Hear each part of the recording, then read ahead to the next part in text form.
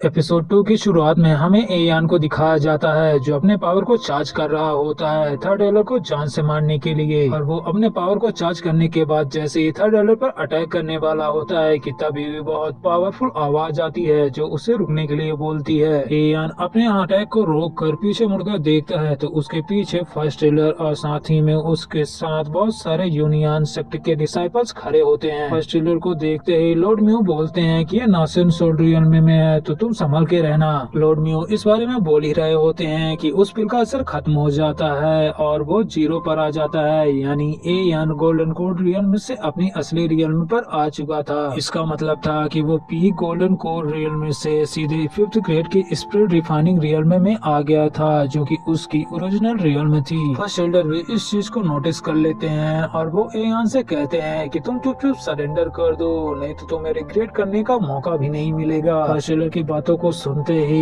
एयान उनसे कहता है कि रिग्रेट, तुम्हें लगता है कि तुम मुझे रोक पाओगे? जिसके बाद वो सिस्टम स्पेस से नासेन सोल्ड्रियम की पिल को निकाल लेता है और उसे खाने ही वाला होता है कि लॉर्ड म्यू उसे रोक देते हैं। साथ ही में वो एयान को बताते हैं कि अगर तुमने इस पिल को खा लिया तो तुम्हारी मेरिडियंस डैमेज हो जाएंगी और तुम ठीक से कल्टीवेट नहीं कर पाओगे। जिस पर एयान अपने मन में कहता है कि मेरे पास और कोई चॉइस नहीं है, मैं इस जगह में और ज्यादा कैद नहीं रहना चाहता।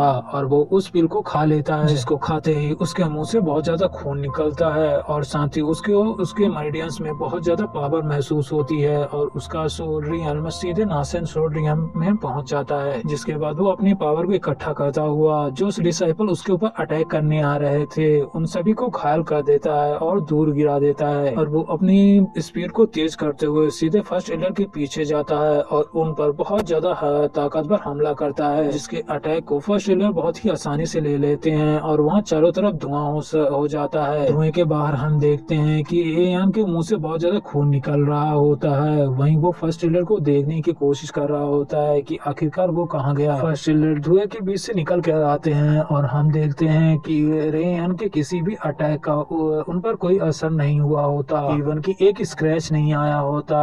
एयान भी इस चीज को देखकर बहुत ज्यादा हैरान हो जाता है और वो सोच रहा था कि अब क्या करे क्योंकि ये पावर उससे कंट्रोल नहीं हो रही होती। दूसरी तरफ फर्स्ट एल्डर भी अपने अटैक हेवनली स्वॉर्ड को इकट्ठा करते हैं और वो बहुत ही पावरफुल अटैक सीधे एयान पर कर देते हैं। एयान उस अटैक से बचने की कोशिश करता है लेकिन वो अटैक एयान की बाई तरफ की आई को सीधे आधा से काट ही देता है, यानी उसे चोट पहुंचा देता है और वहाँ से खून बह रहा होता है। एयान खुद को संभालता हुआ सोच रहा होता है कि वो फर्स्ट एल्डर का सामना नहीं कर सकता। जिसके बाद वो वहाँ से भागने की कोशिश करता है। एयान वहाँ से भागना शुरू कर देता है जिसको देखते ही फर्स्ट एल्डर सभी डिसाइपल को उसे रोकने के लिए बोलते हैं। जितने भी डिसाइपल एयान को रोकने के लिए उसके पास आते हैं एयान उन सभी को काटता हुआ, यानी उन सभी को जान से मारता हुआ वहाँ से बहुत तेजी के स्पीड में वहाँ से निकलता जा रहा होता है। इससे पहले कि फर्स्ट एल्डर अपने किसी भी अटैक यानी उसे रोकने या कुछ भी करने की कोशिश करे एयान वहाँ से निकल जाता है। दूर खड़े फर्स्ट एल्डर ये सारी चीज देख रहे होते हैं और वो कहते हैं कि मुझे इस बच्चे को कमजोर नहीं समझना चाहिए था और वो सभी डिसाइपल्स को एयान का पीछा करने के लिए बोलते हैं। साथ ही में वो भी बहुत ही स्पीड में एयान के पीछे जाने लगते हैं। दूसरी तरफ हम एयान को देखते हैं जो फर्स्ट एल्डर और उन डिसाइपलों से बचते हुए फॉलिंग रेस्ट्रिक्शन जोन में आ गया था। एयान उस फॉलिंग रेस्ट्रिक्शन जोन को देखते हुए अपने मन में सोचता है कि मैंने सुना है कि यहाँ नासेन सोल्ड्रियम को कल्टीवेटर तक सरवाइव नहीं कर सकता, लेकिन छोड़ो ये सारी चीजें छोड़ो, अभी तो मेरे अंदर कोई एनर्जी भी नहीं, बहुत कम है, मुझे किसी भी तरह कुछ करना होगा और ताकि मैं यहाँ सरवाइव कर सकूं। और वो उस तरफ आगे बढ़ा ही जा रहा होता है कि तब उसके पीछे से बहुत बड़ा अटैक आता है जो सीधे एयान पर होता है। एयान खुद को संभाल नहीं पाता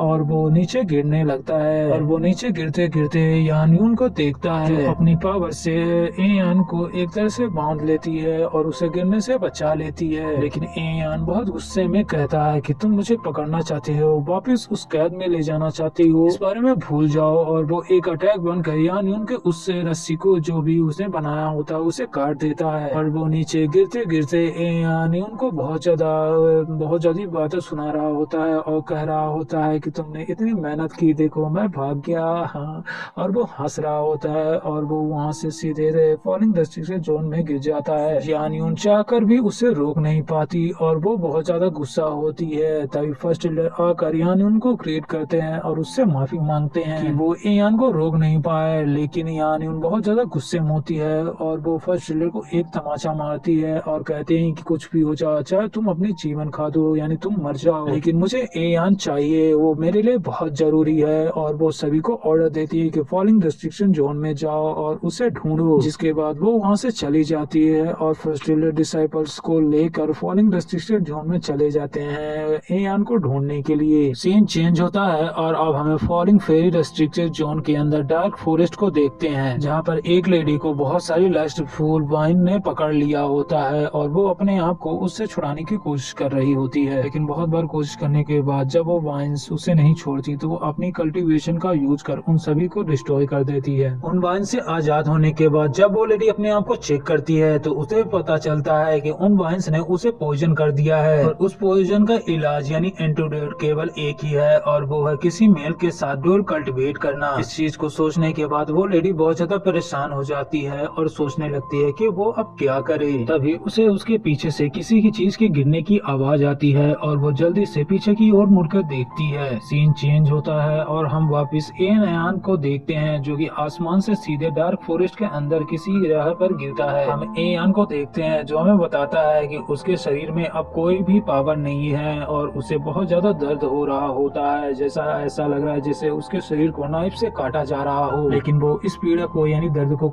सहता हुआ लॉर्ड मेयो से पूछता है कि आखिरकार मेरे साथ क्या हुआ, जिस पर लॉर्ड मेयो उसे बताते हैं कि उसकी सारी मर्डियंस सारी की सारी डिस्ट्रॉय हो चुकी हैं और वो अब कल्टीवेट नहीं कर सकता। इस बात को सुनने पर एयान बहुत ज्यादा दुखी हो जाता है और वो सोच रहा होता है कि अब वो क्या करे। तभी आगे लॉर्ड मेयो बताते हैं कि वो सिस्टम स्टोर से कोई भी प्रोब खरीद कर इन सभी मर्डियंस को ठीक कर सकता है और फिर से कल्टीवेट कर सकता है। इस चीज को सुनने के बाद एयान जल्दी से लॉर्ड मियो से बहुत कोई प्रोब मांगता है ताकि वो अपनी मर्डियंस को ठीक कर सके। तो लॉर्ड मियो सिस्टम का स्टोर खोलते हुए उसे बताते हैं कि तुम इस स्टोर से कोई भी चीज खरीद सकते हो, लेकिन उसके लिए तुम्हारे पास पॉइंट्स होना चाहिए। लेकिन अभी तुम्हारे पास 0 पॉइंट्स हैं तो तुम कुछ भी नहीं खरीद सकते। फिर भी वो एयान बहुत खुश होता है कि वो अपनी मर्डियंस को ठीक कर सकेगा। कुछ देर बाद लॉर्ड मियो से एयान पूछता है कि आखिरकार वो इन पॉइंट्स को कैसे अर्न करेगा, जिस पर लॉर्ड मियो उसे बताते हैं कि इन पॉइंट्स को अर्न करने के लिए उसे एक सिस्टम के डेली टास्क को कंप्लीट करना होगा और कंप्लीट करने के बाद उसे पॉइंट्स दिए जाएंगे सिस्टम के टास्क के अनुसार। लॉर्ड मियो की बातों को सुनने के बाद एयान जब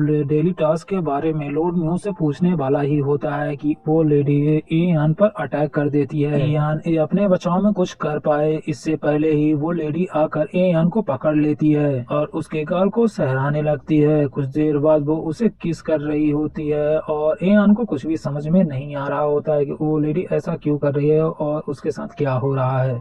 एमसी और हीरोइन के बीच के किस के साथ यही एपिसोड खत्म हो जाता है। अगला एपिसोड कल, तो जल्दी से चैनल को सब्सक्राइब कर लो आगे के एपिसोड को देखने के लिए।